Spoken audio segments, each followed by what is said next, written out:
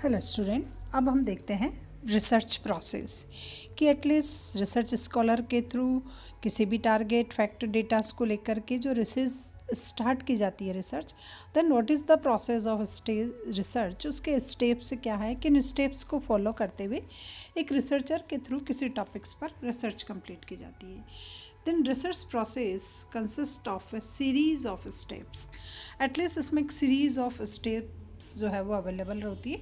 One by one steps को clear करते हुए रिसर्च प्रोसेस को आगे लिया जाता है और activities necessary to carry out the task in a effective way. If you want to complete our research in a effective manner, then these steps या इन स्टेप्स को फॉलो करना कंपलसरी होता है। Then activities necessary to carry out of task in efficient way. तो हमारा task तभी एक एफिशिएंसी लेकर के कंप्लीट होगा जब रिसर्चर के थ्रू रिसर्च स्टेप्स को फॉलो किया जाएगा। A researcher can achieve his objective by following these steps in right sequence. और एक रिसर्च स्कॉलर अपने अचीवमेंट, अपने टारगेट, अपने रिसर्च के रिजल्ट को तभी आइडेंटिफाई कर पाता है जब वो एक सीक्वेंट मैनर में इन रिसर्च के स्टेप्स को फॉलो करता है। The process of research passes through the following steps. Almost एक रिसर्च की जो प्रोसेस होती है वो ये डिफरेंट मैनर में एक जो आपको एक दिया हुआ है फॉलोइंग स्टेप्स, उसको फॉलो कर करके रिसर्च को कंप्लीट करनी चाहिए। देन फर्स्ट है formulating the research problems. Almost सबसे पहले किसी रिसर्च स्कॉलर को जब वो अपनी रिसर्च को स्टार्ट करता है, देन स्टार्टिंग में ही out at a very outset a researcher should define and determinate the area of research by identifying the problem. Almost starting level पर ही रिसर्च स्कॉलर को एटलीस्ट जो है एक पर्टिकुलर एरिया या जो भी कोई प्रॉब्लम है उसको डिटर्मिनेट कर लेना चाहिए कि the study is limited only for this particular area और फॉर दिस पर्टिकुलर फील्ड। तो फर्स्ट स्टेप्स जो है रिसर्चर के माइंड में आती है वो आती है कि एटलीस्ट वो कौन सा एरिया सर्च कर रहा है, रिसर्च किस फील्ड में कंप्लीट करेगा और वो अपनी कौन सी प्रॉब्लम है जिसके लिए वो रिसर्च को कैरी आउट करना चाहता है। तो सबसे फर्स्ट उसके माइंड में ये ओपिनियन आता है। He should decided the area of interest. सबसे first of all research scholar को जब अपने हिसाब से रिसर्च करनी हो तो वो अपने इंटरेस्ट के एरिया को चूज़ करता है कि जिस फील्ड में उसका इंटरेस्ट है। एटलीस्ट फॉर एग्जांपल जैसे मेरा इंटरेस्ट जो था वो जॉब सेटिस्फेक्शन को लेकर के था, तो एटलीस्ट मैंने अपने रिसर्च में job satisfaction public private banks और उनके बारे में लेकर के की। तो मेरा पर्टिकुलर इंटरेस्ट था इस वजह से और मेरा टॉपिक भी यही सेलेक्ट हो गया इस वजह से। और स्पेसिफाइक एस्पेक्ट्स और एक मतलब एक जो होता है स्पेशल एस्पेक्ट होता है, एटलीस्ट उस एस्पेक्ट पर, उस सब्जेक्ट मैटर्स पर जो है वो हम हमारी रिसर्च को कैरी आउट करने की कोशिश करते हैं, which we would like to inquire into. At least हम जिस चीज़ को चाहते हैं वो एस्पेक्ट, वो सब्जेक्ट, वो टॉपिक, वो मैटर्स, एटलीस्ट हम हमारी रिसर्च को उसी पर कैरी आउट करना चाहते हैं। The subject matter of research problem should be decided after discussing. Almost जब हम ये टॉपिक्स लेते हैं रिसर्च का, ये कोई भी सब्जेक्ट मैटर जो हम रिसर्च प्रॉब्लम का डिसाइड करते हैं, बट डिसाइड करने से पहले हमें इसका डिस्कशन करना कंपलसरी होता है। हमें हमारे सुपरवाइज़र के साथ, जो हमारा मेंटर अपॉइंट किया गया उससे के साथ, हमें कभी कभी हमें हमारे कलीग्स से भी इसको डिस्कशन कर लेना चाहिए, सीनियर्स को लेना चाहिए जो हमारे साथ है, जो इस फील्ड में जुड़े हुए हैं। एटलीस्ट उन सब से डिस्कशन करने के बाद सो that the chances of repetitions और एम्बिग्यूटीज जो है एटलीस्ट वो नहीं हो कि सेम मैटर्स पर दो लोग नहीं करने लग जाए, कहीं रिपीटेशंस नहीं हो। फिर अगर रिपीटेशंस होता है तो हमारी रिसर्च को इतनी इम्पोर्टेंस प्रोवाइड नहीं की जाती है। तो रिसर्च के टॉपिक का फर्स्ट ऑफ ऑल डिस्कशन होना चाहिए। To prepare himself well, almost at least हमें अपने आप को एक वेल मैनर्ड में प्रिपेयर कर लेना चाहिए उस टॉपिक पर रिसर्च करने के लिए। The research should consult available literatures. Almost हमें जो भी लिटरेचर्स अवेलेबल होता है, जिस फील्ड में भी हम रिसर्च कर रहे हैं उसके लिए जो भी लिटरेचर्स हमें अवेलेबल होता है, हमें उसको भी एक bar should consult available research on the subject, जो भी है उसको भी देखना चाहिए। प्रॉपर सिलेक्शन करना चाहिए कि एटलीस्ट मैं किस एरिया को लूँगी, मेरा सैम्पल साइज़ क्या होगा, इन सब का सिलेक्शन एक प्रॉपर मैनर में होना चाहिए। Formulation and understanding the subject matters. Almost अब मुझे कुछ फॉर्मुलेशंस करना चाहिए कि किस स्टाइल से क्या क्या हो सकता है। और हमें खुद को, रिसर्च स्कॉलर को, खुद को सब्जेक्ट को अंडरस्टैंड करने की कोशिश करनी चाहिए। Subject matters makes the task of researcher easy and smooth so that the research may carry out in smooth manners. अगर रिसर्च स्कॉलर खुद क्लियरली समझ जाता है कि what is the topic, what is the problems, what is the area, what is the literatures, then the research will carry out in smooth manners. Next आता है study of literature कि almost research scholar को जो भी literatures होता है उसके बारे में भी कुछ स्टडी करनी चाहिए। Having defined the problems, almost अब प्रॉब्लम्स का डिटर्मिनेशंस हो गया, हमारा टॉपिक क्लियर हो गया। Researcher should prepare a bibliography और लिटरेचर्स। ऑलमोस्ट एक रिसर्चर को एक बिब्लियोग्राफी जो है वो प्रिपेयर करनी चाहिए literature concerning subject of study, कि मुझे किस किस की बुक पढ़नी है, वो एक अल्फ़ाबेटिकल मैनर में डिपॉजिट करना चाहिए कि मुझे अच्छा इससे रिलेटेड ये भी है, ये भी ये है, ये भी ये है, ये भी। तो एक बिब्लियोग्राफी उसको प्रिपेयर कर लेनी चाहिए, फिर उन्हीं पर उसको फोकस करना चाहिए। This government report and such other literatures, almost this list should be include related books. Almost जो बिब्लियोग्राफी उसने प्रेजेंट रिसर्च स्कॉलर ने प्रिपेयर की है, it should be included related books. Almost उसमें कुछ बुक्स होनी चाहिए, जनरल्स होने चाहिए, रिसर्च पेपर्स की भी होनी चाहिए, कॉन्फ्रेंसेस प्रोसीडिंग्स जो भी है, कॉन्फ्रेंसेस के जो पेपर होते हैं वो भी होनी चाहिए। गवर्नमेंट की report if the subject is related from government, ये गवर्नमेंट रिपोर्ट्स उसके बारे में क्या होती है वो भी नहीं चाहिए। And such other literatures which has to study carefully to probe into the related issues। तो ऑलमोस्ट वो रिलेटेड इश्यूज़ को, रिलेटेड मैटर्स को वो तब ही क्लियरली अंडरस्टैंड कर पाएगा डीपली जब तक वो उसकी केयरफुली स्टडी नहीं करेगा। Then second step is related from literatures की उस टॉपिक्स के बारे में, अदर ऑथर्स के, अदर पर्सन के, अदर रिसर्च स्कॉलर्स के एटलीस्ट क्या क्या ओपिनियन है, उन्होंने क्या सर्च किया और उनकी रिसर्च का एटलीस्ट कंक्लूज़न क्या था, उन्होंने क्या फाइंड आउट किया, क्या सजेशंस किया, वो भी हमें उसमें लिटरेचर, रिव्यू ऑफ लिटरेचर्स में एटलीस्ट उसकी स्टडी करनी चाहिए। Having done so he should start study of literature and take notes of important things। Almost जब भी रिसर्च स्कॉलर उन रिसर्च के टॉपिक्स, पेपर, स्टडी बुक्स को जब वो स्टडी करता है तो he should start study the literatures. तो उसे उन लिटरेचर से एक शॉर्ट समराइज नोट्स प्रिपेयर करने चाहिए। कुछ इंपॉर्टेंट थिंग्स आती है जो गोइंग ऑन है उसमें, एटलीस्ट उसको नोट्स करना चाहिए। And it is useful him for a PhD student has to prepare synopsis. तो एटलीस्ट उसके बिहाफ पे जैसे वो उसने हो गया, उसके बाद उसको सिनॉप्सिस प्रिपेयर करने में इनसे हेल्प मिलती है। इंडिकेटिंग द बेसिस ऑब्जेक्टिव्स की, एटलीस्ट उनके ऑब्जेक्टिव क्या थे, आपके ऑब्जेक्टिव क्या है, अप्रोचेज जो है। And वाहिल undertaking the research project, जब आप एक रिसर्च प्रोजेक्ट प्रिपेयर करते हो तो ये रिव्यूज़ होते हैं लिटरेचर्स के, लिटरेचर जो है वो आपकी बहुत हेल्प करता है।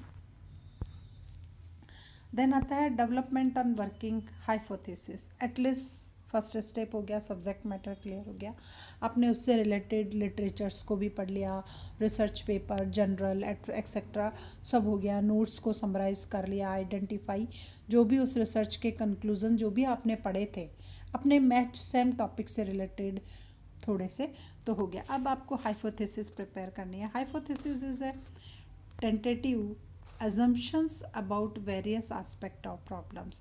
एटलीस्ट हाइपोथेसिस जो होती है वो आपका एक टेंटेटिव assumptions है, आप ये एज्यूम कर रहे हो उस प्रॉब्लम्स को लेकर के डिफरेंट आस्पेक्ट के वे में।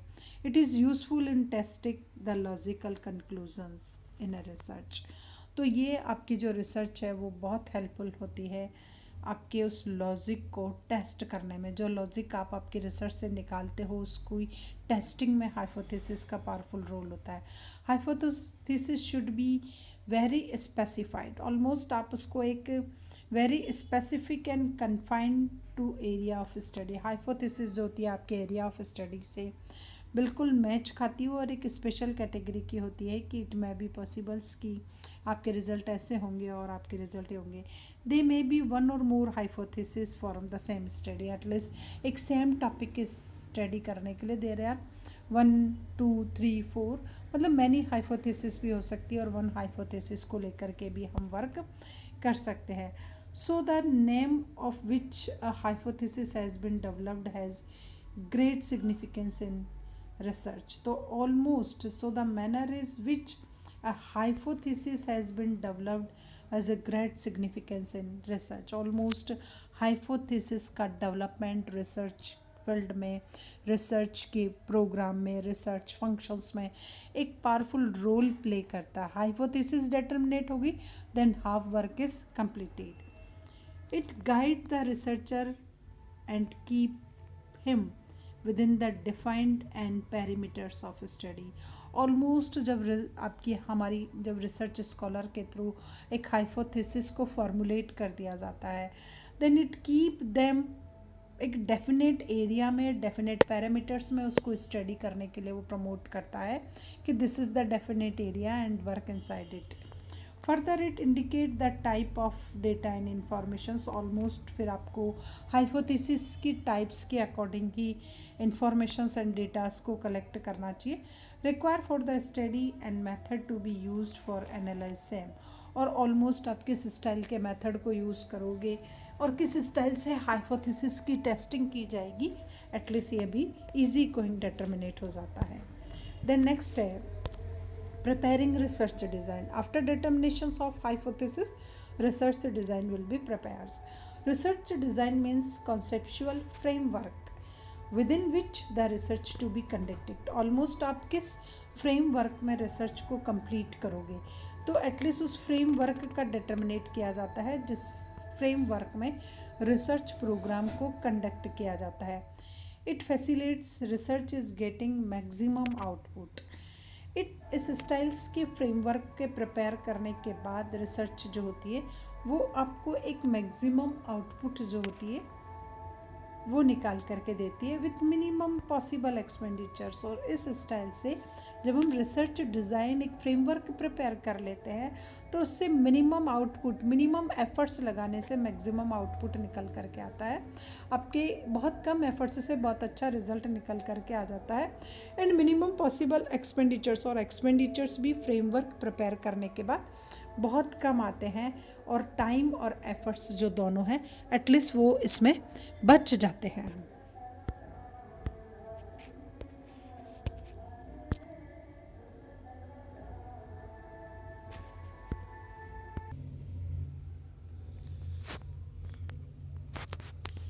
Preparing research design. आफ्टर जब हम वर्किंग एक हाइपोथेसिस कर लेते हैं देन रिसर्च स्कॉलर को एक डिज़ाइन को प्रिपेयर करना चाहिए. Research design means conceptual framework. At least उसको एक फ्रेमवर्क प्रिपेयर कर लेना चाहिए जिस फ्रेमवर्क के अकॉर्डिंग एटलीस्ट वो अपनी रिसर्च को कंडक्ट करेगा, कौन किस स्टाइल से यूज़ करेगा. It facilitate researcher in getting maximum output आता है और मिनिमम जो है वो हमें एक्सपेंडिचर और एफर्ट्स जो है लगाने पड़ते हैं. Design should be prepare in keeping in view the purpose of research. Almost जब कभी भी रिसर्च स्कॉलर के थ्रू रिसर्च डिज़ाइन को प्रिपेयर किया जाता है देन ही और she will keep in mind that what is the purpose of research. At least हम ये रिसर्च किस पर्पस के लिए कर रहे हैं और उस पर्पस के अकॉर्डिंग ही उसको रिसर्च के फ्रेमवर्क को प्रिपेयर करना चाहिए. ऑलमोस्ट कैटेगरीज जो होती है रिसर्च की, एक्सप्लोरेशंस हो सकती है, डिस्क्रिप्शंस हो सकती है, डायग्नोसिस हो सकती है एंड एक्सपेरिमेंटल बेस्ड हो सकती है. तो 4 टाइप्स की कैटेगरी है. अब जब research while preparing research design it means to procuring information, availability of skill, time, money, मतलब ऑलमोस्ट ये सारी चीज़ें हमें हमारे माइंड में क्लियर कर लेनी चाहिए जब हम रिसर्च डिज़ाइन को प्रिपेयर कर रहे हैं कि एटलीस्ट इससे इंफॉर्मेशन कहाँ से अवेलेबल होगी, क्या स्किल्स होगी, टाइम, मनी, इन सभी के बारे में एटलीस्ट एक बार रिसर्च स्कॉलर को अपने ओपिनियन क्लियर कर लीजिए। नेक्स्ट आता है determination of sample size. Almost ये स्टेप भी बहुत इंपॉर्टेंट होती है बिकॉज टोटल वर्क जो होता है it is depend upon the size of sample. हमारी रिसर्च में ऑलमोस्ट ये देखना चाहिए कि एटलीस्ट ये रिसर्च किसके लिए हेल्पफुल है। जब ज़्यादा लोगों के लिए वो रिसर्च काम में आती है तो सैम्पल साइज़ बड़ा होना चाहिए, और जब बहुत कम लोगों के लिए उस रिसर्च का यूटिलाइजेशन होता है देन सैम्पल साइज़ छोटा भी हो सकता है। बट बेटर रिजल्ट के लिए एटलीस्ट सैम्पल साइज़ थोड़ा सा बड़ा होना कंपलसरी है, तभी आप एक एक्यूरेसी के पास पहुंच पाओगे कि एटलीस्ट जो कंक्लूज़न आपका रिसर्च निकाल रहा है वो अकॉर्डिंग टू सैम्पल साइज क्या निकल करके आया। A sample design is a plan to collect the datas. Almost at least हमें डेटा का कलेक्शंस कहाँ से करना है, किन किन से करना है, then it is known as sample size कि हमने इनको चूज़ किया है। ये जो फैक्टर्स है, ये जो टॉपिक्स है, ये जो कंपोनेंट्स है वो हमारी फील्ड से रिलेटेड है and these are included as sample size. It should be determined well before collection of datas. और सैम्पल साइज का जो डिटर्मिनेशन होता है it is before collection of data.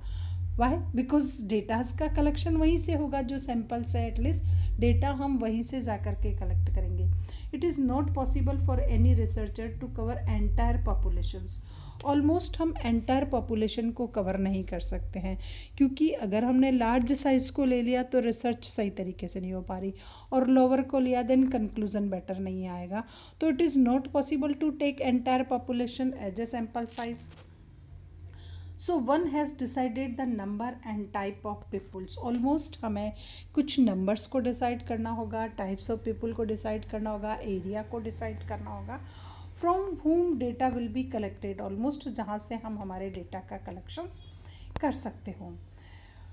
Data शुल be collected for the purpose of researcher, कि almost हमारी research के purpose के लिए हम वहाँ से डेटा को कलेक्ट कर सकें। फॉर एग्जाम्पल सपोज कि we want to study about ATM card, तो इट इज़ नॉट पॉसिबल्स कि ऑलमोस्ट अर्बन एरिया में जो है ATMs कार्ड होते नहीं है, मेट्रो सिटी में कौन से कार्ड्स होते हैं। अब हम टोटल पॉपुलेशन के साइज़ को ले नहीं सकते ATM कार्ड की इंक्वायरी के लिए, तो एटलीस्ट हम पर्टिकुलर कुछ सिटी को जो है चूज़ कर लेते हैं, सिटी के कुछ पर्सनस को चूज़ कर लेते हैं और उसके बिहाफ पे फिर हम स्टडी करने की कोशिश करते हैं कि एटलीस्ट हमारा ये जो है क्राइटेरिया होगा। There are different types of sample design based on different criteria, but the design is sample design is depend upon the different criteria, कि एटलीस्ट हमारा क्या क्राइटेरिया है, एटलीस्ट उसी के अकॉर्डिंग हम सैम्पल्स का सलेक्शंस करेंगे। Then samples designs are as follow. सबसे पहला है purposives and deliberating sample size, random sample size, systematic sample size, stratified and quota, cluster, multi stage and different types के जो है वो हमारे डेटास को कलेक्ट करने की डिफरेंट प्रोसेस है। और जो ये इसका जो सलेक्शंस होगा it is depend upon your topic, कि एटलीस्ट आपका टॉपिक कैसा है, क्या है, किस स्टाइल से आपको सैम्पल्स को चूज़ करना है, ये उस पर डिपेंड करता है। देन नेक्स्ट आता है collection of data. After fixing the sample size then research scholar started to collected data, because आपका साइज सैम्पल का फिक्स हो चुका है, तो अब आपको पर्टिकुलर आपकी कंसंट्रेशन टोटल उस सैम्पल साइज पे ही रहेगी कि मेरी रिसर्च के ये कंपोनेंट्स हैं, मुझे इन्हीं के बारे में स्टडी करनी है। Then research start data. Generally available data either obsoletes or indicates, hence data has to be collected afresh or every research inquiry। Almost जो पहले वाले डेटास थे एटलीस्ट हम उनका यूटिलाइजेशन नहीं कर सकते हैं क्योंकि वो ऑब्सोलेटेड हो जाते हैं, और एटलीस्ट ज़रूरी नहीं है कि वो आपके रिसर्च के टॉपिक से बिल्कुल मैच खाते हुए, हो सकता है आपके क्वेश्चंस कुछ अलग स्टाइल्स की हो, आपकी क्वायरी अलग स्टाइल की हो, आप कुछ अलग इंक्वायरी करना चाह रहे हो। So data collection is essential after in every research, कि हर रिसर्च में हर रिसर्च स्कॉलर को डेटा करना आता है। There are several ways to collecting data. Almost data collections के डिफरेंट टाइप्स के वेज होते हैं, उसके अकॉर्डिंग हम डेटा और इन्फॉर्मेशन को कलेक्ट कर सकते हैं। Which can be used appropriate measures available time. Almost वो टाइम की अवेलेबिलिटी के अकॉर्डिंग, रिसोर्सेस के अकॉर्डिंग, फंड की अवेलेबिलिटी के अकॉर्डिंग डिफरेंट टाइप्स के जो है हम इंस्ट्रूमेंट टेक्निक्स यूज़ कर सकते हैं और डेटा का कलेक्शंस कर सकते हैं। First of all by observations through personal interview, telephonic, mailing और शेड्यूल्स प्रिपेयर कर करके, गूगल डॉक का यूज़ कर करके, और बहुत से तरीके हो गए हैं आज जिसके थ्रू हम हमारी क्वेश्चनर शेड्यूल्स जो है वो एटलीस्ट उनको सेंड कर सकते हैं और वहाँ से आंसर ले सकते हैं, तो डेटा का कलेक्शंस हो जाता है। उसके बाद है एग्जीक्यूशंस ऑफ प्रोजेक्ट, कि ये time schedule should be drawn from executions of the research project, और ऑलमोस्ट हमें अब एक हमारे रिसर्च का एक टाइम पीरियड जो है वो भी डिटर्मिनेट कर लेना चाहिए कि एटलीस्ट मैं इस टॉपिक के कंक्लूजन को आइडेंटिफाई करवाने में एटलीस्ट क्या टाइम पीरियड लगा। Beside time there are two other important things. First, time के डिसाइड्स के साथ टू अदर इम्पॉर्टेंट थिंग्स है। First is expenditures and other is adherence और टू सिस्टम्स। तो ये टू थिंग्स होती है एटलीस्ट हमें रिसर्च को स्टार्ट करते समय, डेटास कलेक्शन के टाइम में हमें इन सबको भी जो है वो थोड़ी सी जो है इनके लिए भी हमें अपने एक ओपिनियन फिक्स कर लेने चाहिए। It should be ensure that the project progress as per time schedule. At least हमारा जो प्रोजेक्ट है वो अपनी प्रोग्रेस को एज पर टाइम शेड्यूल के अकॉर्डिंग ही कंप्लीट करें and in proper discipline methods में हो। जो भी हम टास्क, जो भी हमने रिसर्च लिया है, हमने पर्टिकुलर टाइम फिक्स कर लिया है, एक्सपेंडिचर्स हमारे माइंड में है कि हमें इतना एक्सपेंड करना है इस पर्टिकुलर टॉपिक के रिसर्च में, और ऑलमोस्ट टाइम को फॉलो करते हुए एक प्रोग्रेसिव मैनर में हमें हमारी रिसर्च को कंडक्ट करने के लिए एफर्ट्स लगाने हैं। Further, there should be close monitoring on the expenditures. Almost हमें हमारे एक्सपेंडिचर पर भी एक क्लोज मॉनिटरिंग रखनी चाहिए, हमारे एक्सपेंडिचर्स को हमें कंट्रोल रखना चाहिए, so that the project may not suffer of any account of over expenditure or wasteful expenditures on certain heads. Almost हम जो भी एटलीस्ट हमने अगर हमारी मॉनिटरिंग रखी, एक्सपेंडिचर पर कंट्रोल रखा, सुपरविज़न रखा, बेटर मैनेजमेंट रखा, तो उसके ये हमें होंगे कि एटलीस्ट हमारा प्रोजेक्ट, हमारी रिसर्च सफ़र नहीं करेगी ओवर एक्सपेंडिचर से, वेस्टफुल एक्सपेंडिचर्स पे, जो भी कुछ हम डिफरेंट टाइप्स के हेड्स पे करते हैं। Proper training should be given to the enumerators who are entrusted in the task of interviewing and the people and collecting the data. Almost आपको एक प्रॉपर ट्रेनिंग लेनी पड़ती है रिसर्च स्कॉलर को रिसर्च स्टार्ट करने से पूर्व, ताकि आप अगर इंटरव्यू का आपका डेटा कलेक्शंस का मेथड्स है तो एटलीस्ट आप प्रॉपर ट्रेंड हो सके, और लोगों से आप जब क्वेश्चन रीज करते हैं और प्रॉपर डेटा कलेक्शन करते हैं तो आप उसके लिए मेंटली प्रिपेयर रहे कि एटलीस्ट ये रेस्पॉन्स भी आ सकता है, उस स्टाइल का रेस्पॉन्स भी आ सकता है। The entire process should be watched carefully and constantly. Total जितनी भी रिसर्च की प्रोसेस होती है उस रिसर्च की प्रोसेस को हमें बिल्कुल केयरफुली वॉच करना चाहिए और कॉन्स्टेंटली फॉलो करना चाहिए, so that the survey work carried out properly and it yield desire result. Almost एक प्रॉपर मैनर में हमारा रिसर्च का टास्क कंप्लीट हो जाए और उसके जो रिज़ल्ट आए एटलीस्ट वो रिज़ल्ट बहुत ज़्यादा बेटर हो। देन नेक्स्ट आता है analysis of data. After collecting data, जब आपने डेटा कलेक्ट कर लिए, जो भी हमारा डिफरेंट पर जो था मेथड्स, टेक्निक्स, उस टेक्निक्स के बिहाफ पे हमने टोटल डेटा कलेक्शंस हो गया। After collecting data it should be arranged properly and classified into the different purposeful categories. Almost जो मेरे पास डेटाज आए हैं अभी, उन डेटा का मतलब मैंने एक ही कंपोनेंट से बहुत सी बातें पूछी तो अब उनको अलग करना, दूसरे से क्या पूछा उसको, तो ऑलमोस्ट जब कुछ भी हमने डेटास का कलेक्शन कर लिया है तो इट इज़ एसेंशियल कि हम उनको एक प्रॉपर मैनर में अरेंज करें, डेटास को प्रॉपर मैनर में अरेंज करें। उसके बाद डेटा का क्लासिफिकेशंस करें कि this data is related from this and this is related from this and this is related from this and different purposeful categories. क्योंकि एक रिसर्च कैरी करते समय डिफरेंट टाइप्स के आस्पेक्ट पे डेटास कलेक्ट करने पड़ते हैं तो उनका क्लासिफिकेशन एसेंशियल हो जाता है। The data which are not useful और रिलेवेंट शुड बी जो है उनको हमें सेपरेट करना चाहिए, असाइड करना चाहिए, क्योंकि बहुत से ऐसे क्वेश्चंस के आंसर्स आ जाते हैं, ऐसे बहुत सी ऐसी इंफॉर्मेशन आ जाती है, the information is not which information is not related from our research work, तो हमें उनको बिल्कुल सेपरेट कर देना चाहिए, उनको बिल्कुल हमारी रिसर्च से थोड़ा सा अलग कर देना चाहिए। The next step would be coding of data in a symbols. Almost हमें उन डेटा को एक सिंबल्स में कोडिंग भी कर देनी चाहिए, so that it may be tabulated और काउंटेड, ताकि हम उसको एक टेबुलेशन की फॉर्म में कन्वर्ट कर सकें, उनको काउंट कर सकें। The data are thus presented in the form of tables. Almost हम उसको एक टेबल की फॉर्म में प्रेजेंट करें।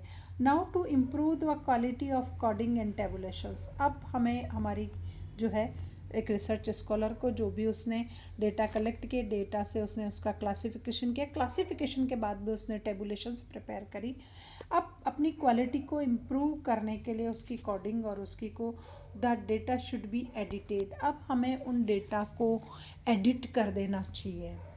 एडिटिंग के बाद सब जो है मैकेनिकल्स डिवाइस जो है, जैसे कंप्यूटर है, इसको यूज़ कर सकते हैं, कुछ स्टैटिकल्स ऑपरेशंस जो है उनका यूज़ कर करके, और इस स्टाइल से हम लार्ज अमाउंट और फैक्ट के जो डेटाज है एटलीस्ट उनको प्रॉपरली और बहुत ही एफिशिएंट मैनर में हम उनको जो है वो कैटेगरी वाइज जो है वो एडिट कर लेंगे।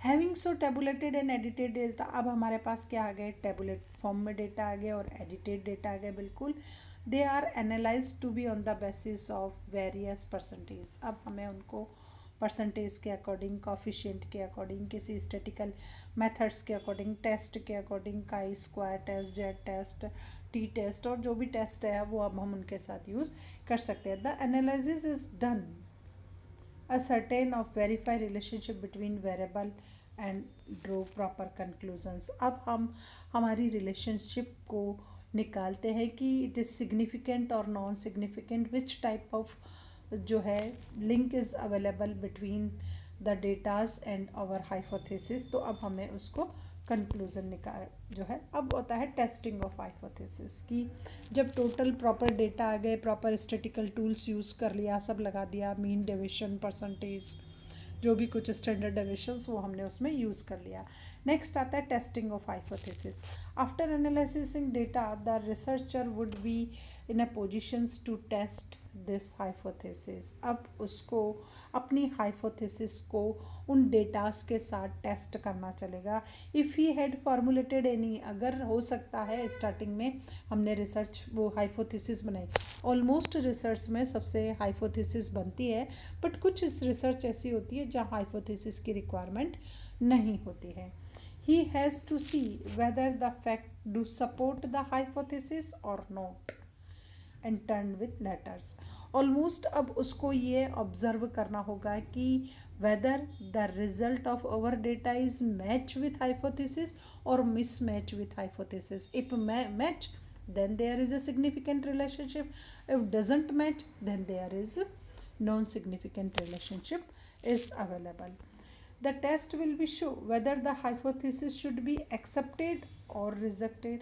अब हमने जो टेस्ट लगाया है हाइपोथेसिस के साथ डेटास का, then this test is clear whether the hypothesis should be accepted और रिजेक्टेड, कि मेरी हाइपोथेसिस एक्सेप्ट हुई है और रिजेक्ट हुई है। If it is accepted then generalization can be made accordingly। if our hypothesis is accepted, suppose कीजिए there is a significant relationship, then hypothesis is accepted and in this made generalization can made accordingly। it means almost जो भी कुछ हुई है research वो step wise हुई है।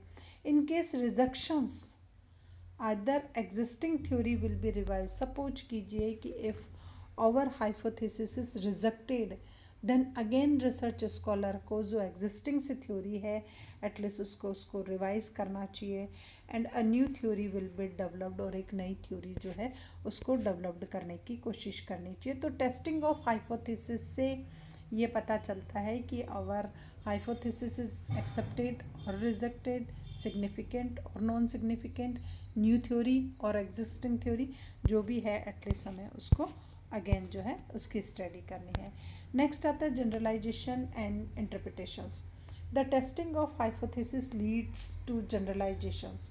Almost जो टेस्टिंग ऑफ हाइपोथेसिस है वहीं से फिर जनरलाइजेशंस हो जाता है, एक नई बिल्डिंग ऑफ थ्योरी, वहीं से हम एक थ्योरी को निकालना स्टार्ट कर देते हैं टेस्टिंग ऑफ हाइपोथेसिस के बाद। This is in the fact the result और फ्रूट ऑफ द रिसर्च, और जो हमने थ्योरी बिल्ड की है then this theory is the result and the fruit of our work की अब यह थ्योरी निकल करके आई है तो यही हमारे रिसर्च का रिजल्ट था।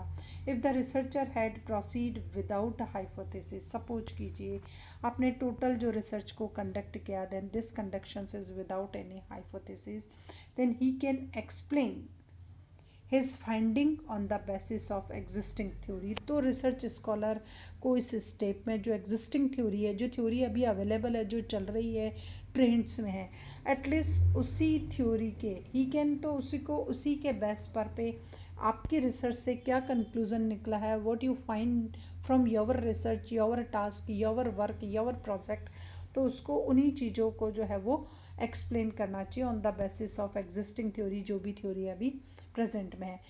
Explaining the outcome of the research study in such manner it is called interpretations.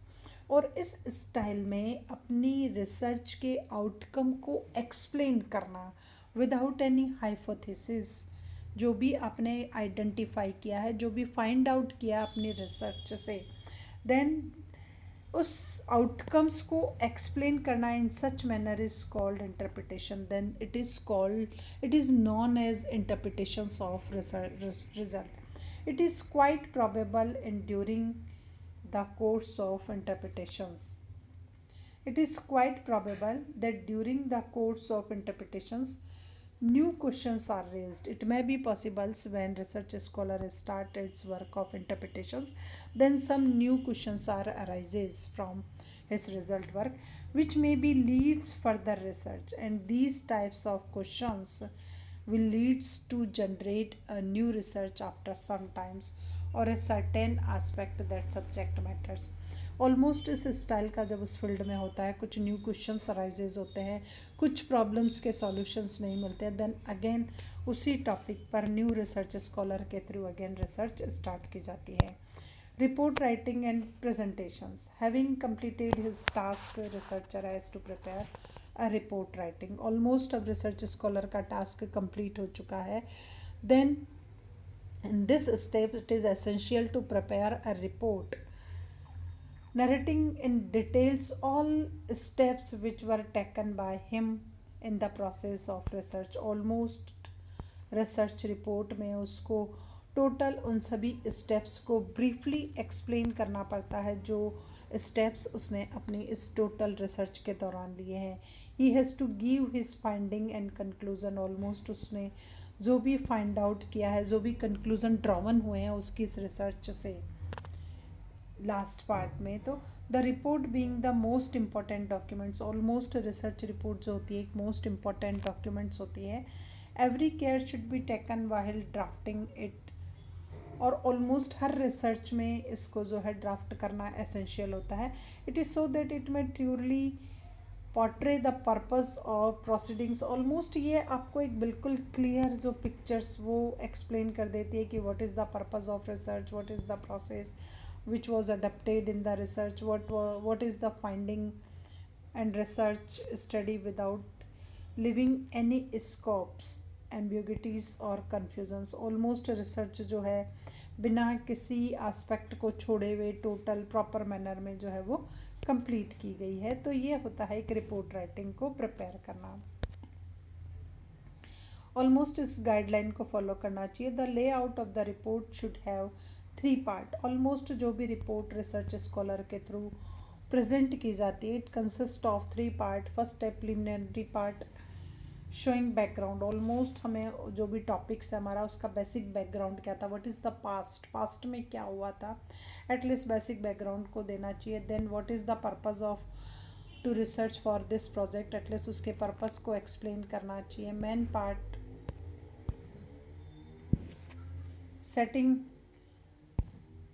Various steps undertaken to accomplish the task, और आपने कौन कौन से स्टेप्स को फॉलो किया इस टास्क को कंप्लीट करने के लिए. एंड थर्ड है concluding part given to the conclusion and summary, कि ऑलमोस्ट आपने क्या उसका कंक्लूजन है, क्या समरी है, उसको एक्सप्लेन करना. And end of the report appendix is given bibliography, almost जब रिपोर्ट का दी एंड हो जाता है तो हमें एक अपेंडिक्स जो होता है वो ऐड करना पड़ता है. वो टोटल बिब्लियोग्राफी का होता है कि एटलीस्ट बिब्लियोग्राफी में टोटल आपने किस किस राइटर के क्या क्या पढ़े, कौन सा पेपर, कौन सी बुक, कौन से आर्टिकल्स, कौन सी वेबसाइट्स को विजिट किया.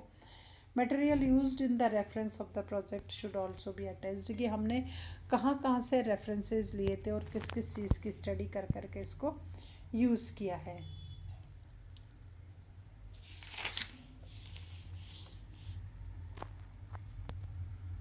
The report should be written in a simple language, almost research की जो लैंग्वेज होती है वो बहुत ही सिंपल और इजी गोइंग होनी चाहिए, कि ईजीली उसको हर कोई अंडरस्टैंड कर सके. इन ए कॉन्साइज फॉर्म और अट्रैक्टिव स्टाइल्स में होनी चाहिए, उसका फॉर्मेट बेस्ट तरीके का होना चाहिए. It should be contain a vague or एब्रीक्यूट एक्सप्रेशंस, ऑलमोस्ट उसमें कुछ आपकी बकवास फालतू की बातें जो है एटलीस्ट वो उस रिसर्च में नहीं होनी चाहिए, कि आप कुछ मिक्स कर करके आउट ऑफ लाइन जो है जा कर के कोई बात बोलो.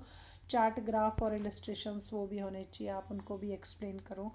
और कुछ various limitations experience during the process, almost कुछ लिमिटेशंस भी आपके रिसर्च प्रोग्राम से निकल करके आती है, तो रिसर्च स्कॉलर को लास्ट में उन लिमिटेशंस को भी एक्सप्लेन करना चाहिए, अपनी रिपोर्ट में इंडिकेट करना चाहिए. स्टार्टिंग में एक इंडेक्स को आप बिगनिंग में ही अटैच कर दोगे जो आपको रिसर्च के वेरियस पार्ट को शो करेगी चैप्टर वाइज, की ये रिसर्च के जो है वो वेरियस पार्ट है और इस स्टाइल से टोटल रिसर्च जो है वो कंप्लीट की गई है. Precaution for writing research report, almost किन किन प्रिकॉशंस को फॉलो करना चाहिए when research scholar start to writing his research. Then first report should be long enough to cover all aspect, almost वो थोड़ी सी लॉन्ग होनी चाहिए, ऑल आस्पेक्ट को कवर करते हुए होनी चाहिए, टोटल सब्जेक्ट मैटर्स को कवर करना चाहिए, but in short enough, but इतना भी लार्ज नहीं हो कि आप पूरी रामायण महाभारत बोल दो और आपका कोई कंक्लूजन ही रिसर्च का निकल करके नहीं आना है. Not so long, not so shorts, to maintain interest of the readers as well as users, almost आपके रिसर्च रिपोर्ट को पढ़ने के लिए रीडर का भी इंटरेस्ट रहे और जो भी आगे रिसर्च स्कॉलर उसको यूज़ कर रहे हैं तो उनका भी उनमें थोड़ा सा इंटरेस्ट रहे. तो एक इंटरेस्टिंग वे में बेटर सीधी और सिंपल लैंग्वेज में आप उसको एक्सप्लेन करने की कोशिश करो. The report should be presented in very simple and precise yet concise manners, almost research report जो होनी चाहिए बहुत ही सिंपल और बहुत ही प्रिसाइज मैनर में जो है प्रेजेंट करनी चाहिए. The use of difficult terminology or jargon should be avoided, almost ऐसी टिपिकल टर्मोलॉजी और टिपिकल लैंग्वेज, टिपिकल वर्ड को हमें रिसर्च रिपोर्ट में इंक्लूड नहीं करना चाहिए, so that a person can't understand the report. Almost एक ईजी लैंग्वेज में और बेटर मैनर में उसको प्रोवाइड करना चाहिए.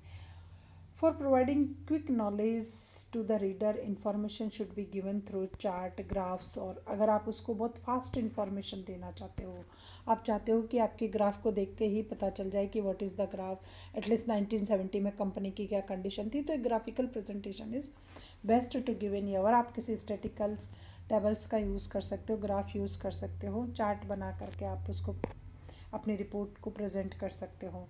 The layout of report should be worked over keeping view and objective of research study. Almost आपकी जो रिसर्चर की जो रिपोर्ट्स के लेआउट्स होते हैं it is matches with your objectives और योर जो भी आपने डेफिनेट ऑब्जेक्टिव स्टार्टिंग में चूज़ किए थे, एटलीस्ट आपके कंक्लूजन उन्हीं ऑब्जेक्टिव के अकॉर्डिंग आपके रिसर्च में आने चाहिए.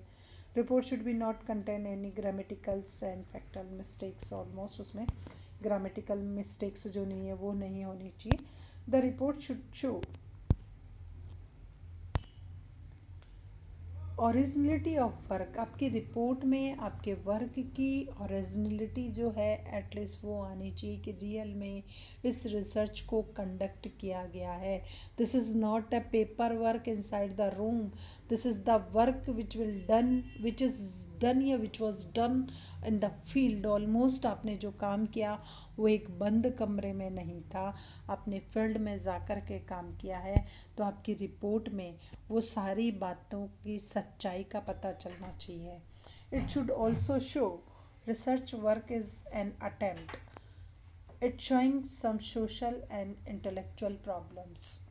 ऑलमोस्ट रिसर्च वर्क जो है वो टोटल आपकी जो भी प्रॉब्लम्स है उसको सॉल्व करने होनी चाहिए. अपेंडिक्स बिल्कुल क्लियर होनी चाहिए, बिब्लियोग्राफी सही होनी चाहिए, इंडेक्स एक प्रॉपर मैनर में और अप्रोप्रिएट प्लेस पे आप पूरा टोटल क्रिएट करोगे. तो रिसर्च रिपोर्ट जो है it is also a part of our research. उसको आप बेटर तरीके से करें, अच्छे तरीके से करें. Then these are the steps of research. Please like and subscribe my